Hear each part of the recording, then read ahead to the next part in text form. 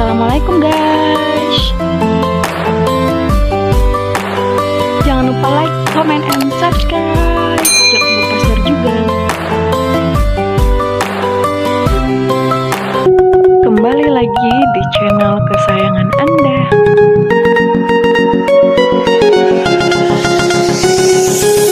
Pastikan tonton sampai habis dan nyalahin tombol loncengnya. Dukung terus channel ini agar terus berkembang. Nantikan terus video-video terbaru. Terima kasih.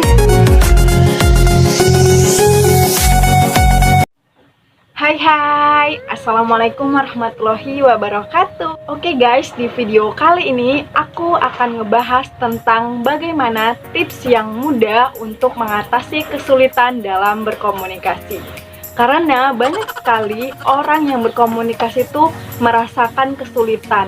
Contohnya saja vakum, terdiam, dan tidak tahu lagi mau berbicara apa. Untuk itu, di video kali ini aku punya 5 tips mudah agar tetap bisa berkomunikasi dan tidak mengalami kesulitan.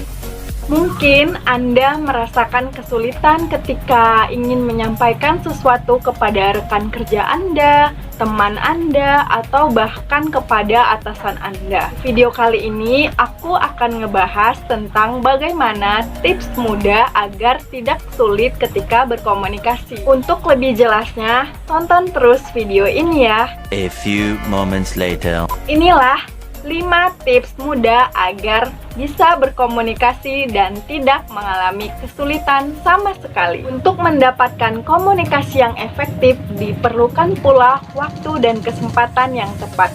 Maka dari itu, aku akan kasih tipsnya. Langsung saja, ini dia 5 tipsnya agar kamu tidak kesulitan ketika berkomunikasi. Tips yang pertama adalah memberikan waktu atau perhatian yang lebih ketika ingin membicarakan masalah yang penting. Ketika lawan bicara kamu berbicara denganmu, kamu bisa menjaga wibawa kamu untuk mendengarkan terlebih dahulu apa yang telah dibicarakan.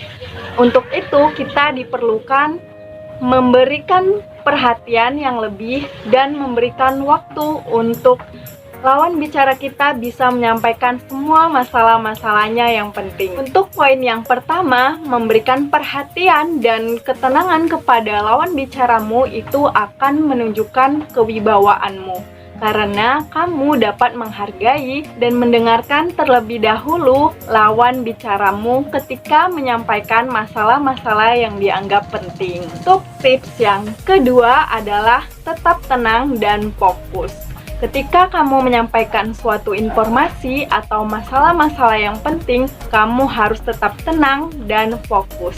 Kamu tidak boleh menyampaikan secara tergesa-gesa karena akan terjadi pembicaraan itu sedikit ngelantur atau lari dari topik. Itu membuat lawan bicara kita itu tidak tenang dan merasa cemas atau bahkan tidak nyaman ketika berbicara dengan kita. Kamu juga bisa mengambil napas sebentar untuk menyampaikan informasi atau masalah yang ingin kamu sampaikan. Kan lucu ya, jika kamu ingin membuka percakapan atau memberikan suatu topik pembicaraan, namun ternyata kamu malah tergesa-gesa atau gemetar, itu akan membuat si lawan bicara kita itu tidak nyaman sama sekali ketika berbicara dengan kita. Untuk tips yang ketiga adalah awali pembicaraan dengan percakapan yang sederhana. Misal kamu ingin menanyakan kabarnya atau bagaimana studinya dan kerjaannya. Itu merupakan percakapan-percakapan yang sederhana agar tidak terlalu sulit untuk menyampaikan suatu informasi yang menurut Anda itu penting.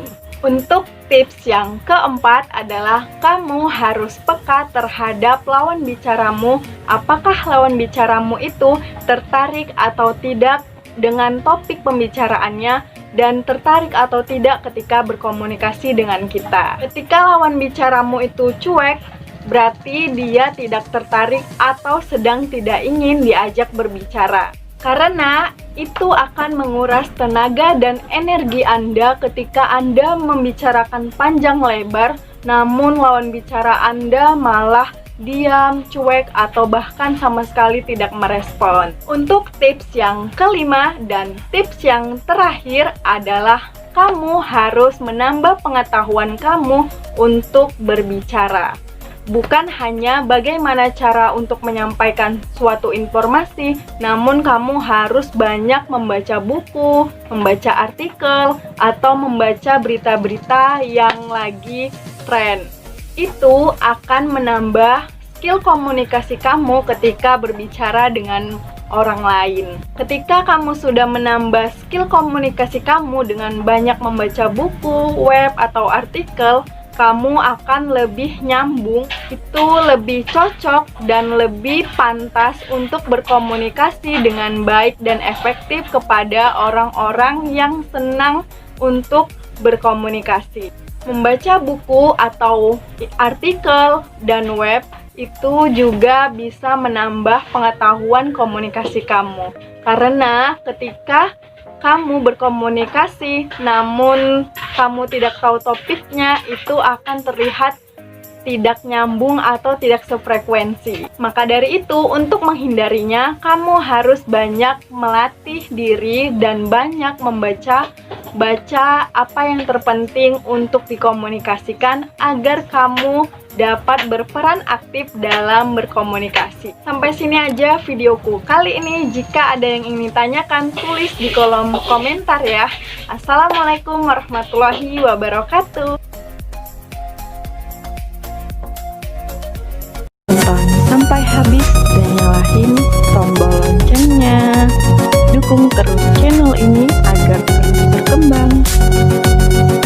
Nantikan terus video-video terbaru. Terima kasih.